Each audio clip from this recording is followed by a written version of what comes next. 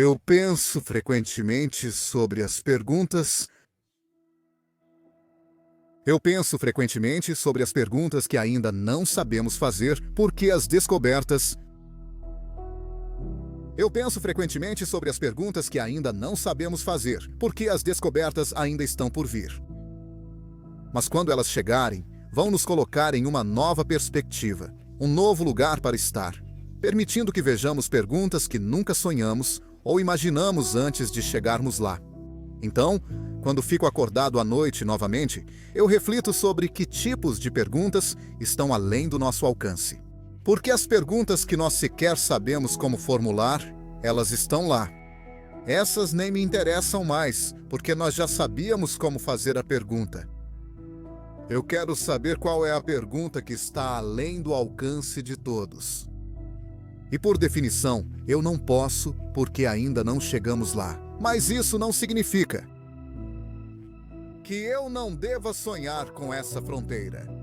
Como cientista, você deve aprender a amar as próprias perguntas, porque nem sempre você tem respostas para todos os mistérios que enfrenta. O que você aprende quando estuda ciência em geral, mas especialmente astrofísica? Que você não recorre mais aos seus sentidos para julgar o que faz sentido, ou não recorre mais às suas filosofias pessoais para julgar o que deveria ser verdade. O universo é o que é, e realmente não se importa com os seus sentidos. O que aprendemos é que o universo é aquilo que medimos, não aquilo que queremos que ele seja. Não o que nos faz sentir bem, não o que só precisa fazer sentido para os nossos 5 sentidos, nossos 5 sentidos biológicos, forjados nas planícies da África, sabe? Há 1 milhão de anos, meio milhão de anos, tanto faz. O que os biólogos nos dizem atualmente é que esses sentidos, que servem para evitar que sejamos devorados por um leão, são muito diferentes do que você precisa para compreender o universo. E é por isso que a matemática é tão poderosa, porque ela nos tira dos nossos sentidos e ainda assim nos permite investigar a realidade do que é o universo. Eu me pergunto se, de fato, o intelecto humano é suficiente para realmente decifrar todas as operações deste universo em que vivemos. E isso não é especificamente uma questão astrofísica, é algo mais amplo. Nós somos uma espécie inteligente porque nos definimos dessa forma. Nós não temos o benefício de outra espécie para nos compararmos, diante da qual poderíamos fracassar miseravelmente. E assim, quando nos comparamos aos chimpanzés, nos sentamos orgulhosos e dizemos: bem, nós temos poesia, o telescópio Hubble e filosofia, e o chimpanzé só empilha caixas para alcançar uma banana. Ainda assim, há apenas uma diferença em nosso DNA. Mas então você vai dizer: que diferença faz esse e eu diria: talvez essa diferença no DNA corresponda a uma diferença igualmente pequena na inteligência entre um chimpanzé e os humanos. E você diz: não posso acreditar nisso. Não. Bem, imagine alguma outra espécie que nos visite, que esteja um ponto à frente nessa mesma escala. Mais inteligente do que nós. Considere que o chimpanzé mais inteligente faz o que nossos bebês conseguem fazer. E não há como você explicar isso para um chimpanzé. Vou preparar o jantar às 18h30. Pode trazer um suco ao voltar? Os pensamentos humanos mais simples são inconcebíveis para um chimpanzé. E as habilidades deles são parecidas com o que nossos bebês conseguem fazer. Então, vamos voltar para esse alienígena mais inteligente que descobrimos. Seguindo essa analogia, perguntamos: como pareceríamos para eles? Bem, eles trariam Stephen Hawking para frente depois de analisar a espécie humana. E eles diriam: este aqui é um pouco mais inteligente que os outros, porque consegue fazer cálculos de astrofísica de cabeça. Como o pequeno time aqui, que acabou de voltar da pré-escola. Time, você já escreveu 3 sonetos. Não é fofo? Vamos colocar na geladeira? Você acabou de derivar a lei fundamental do cálculo. Não é fofo? Coloque na geladeira. Os pensamentos mais simples deles transcendiam os nossos mais profundos, e talvez eles. Para eles, é óbvio o que é matéria escura, e energia escura talvez também seja para eles.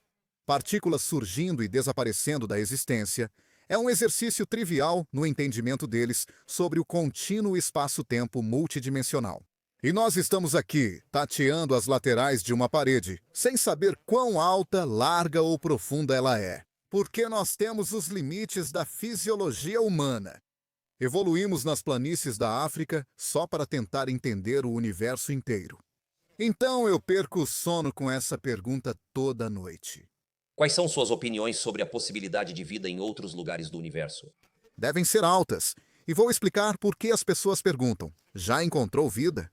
Não, bem, sabe, isso é como ir ao oceano. Isso já foi dito antes.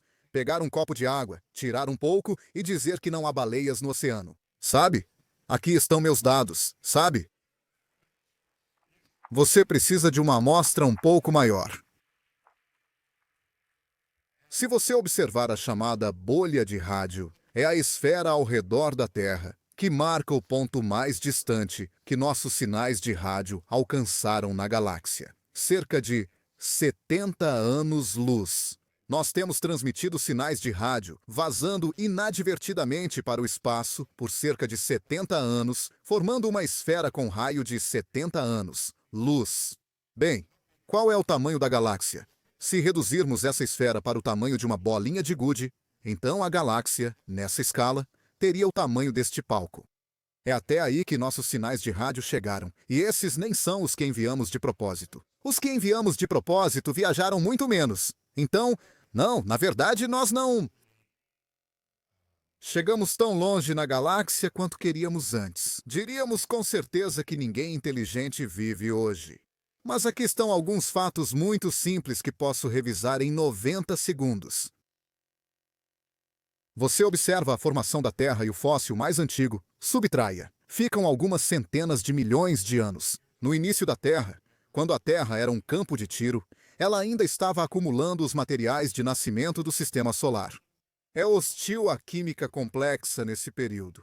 Não faz sentido contar o tempo, esperar milhões de anos e só então observar o surgimento dos primeiros sinais de vida unicelular. No máximo, 400 milhões de anos, a Terra existe há 4 bilhões e meio de anos. Então a Terra, sem nenhuma ajuda nossa, com ingredientes básicos encontrados em todo o universo, conseguiu criar vida. Simples, porém, era assim. A Terra, uma de você sabe, 8 planetas, supere isso. Uma das... Desculpe. Terra, uma estrela comum para sugerir. Quais são os ingredientes da vida? O principal átomo no corpo é o hidrogênio, seguido do oxigênio, formando água em você. Depois vem o carbono nessa ordem, depois vem o nitrogênio, depois vem outras coisas. Meu elemento favorito é outro. No universo, o elemento principal é o hidrogênio. Depois vem o hélio, quimicamente inerte. Não daria para fazer nada com ele mesmo assim. Depois vem o carbono. Acho que pulei o oxigênio ali. Depois vem o oxigênio e o nitrogênio, um de cada vez. Nós nem somos feitos de coisas estranhas. As coisas mais comuns do universo são encontradas aqui na Terra, e nós somos feitos delas.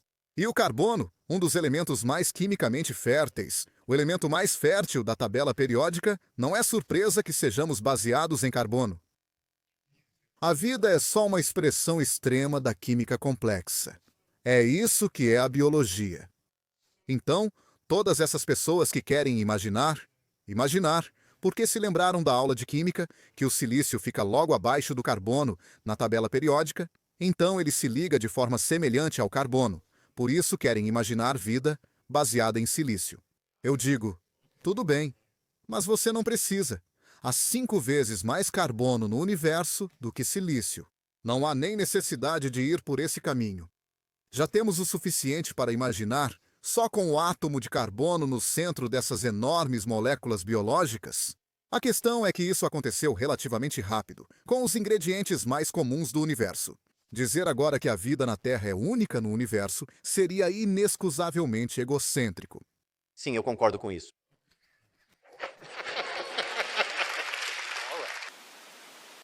Os impulsos tribalistas que todos nós temos de nos dividir e exagerar o que é diferente, em vez de absorver o que é semelhante. É incrível você ter nascido desse outro lado da linha na areia. Isso já é motivo suficiente para eu te machucar. Talvez até te matar. Você dorme com membros diferentes da sua própria espécie do que eu. Você é um inimigo. Você prefere esses deuses, outros deuses, ou nenhum. Mas não é o meu Deus. Eu vou te matar por isso. Pense em todos os motivos que inventamos para cometer violência uns contra os outros. E tudo o que estou dizendo é que, se você ascender da Terra, claro, vá para a Lua. Vá para onde você agora vê a Terra suspensa no espaço, sem nenhum indício, que a ajuda vai vir de outro lugar para nos salvar de nós mesmos. Essa é uma perspectiva cósmica. Sabe quem também via assim? O astronauta da Apollo 14, Edgar Mitchell. Porque fomos à Lua para explorar a Lua. E olhamos por cima do ombro e descobrimos a Terra pela primeira vez. Veja o que Edgar Mitchell afirmou.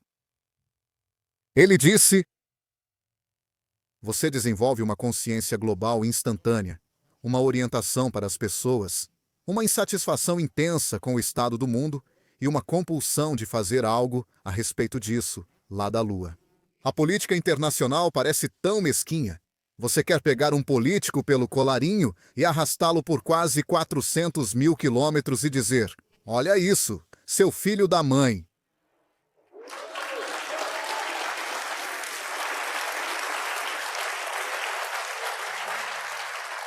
Meu garoto sentiu a perspectiva cósmica. A questão é que quando você se afasta, você não vê as fronteiras nacionais. Você não vê.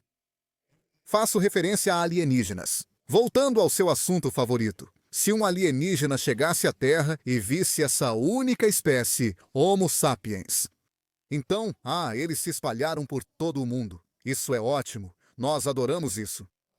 Vamos olhar um pouco mais de perto. Espere um minuto. Eles estão se machucando e se matando, e estão vindo para cá. E por quê?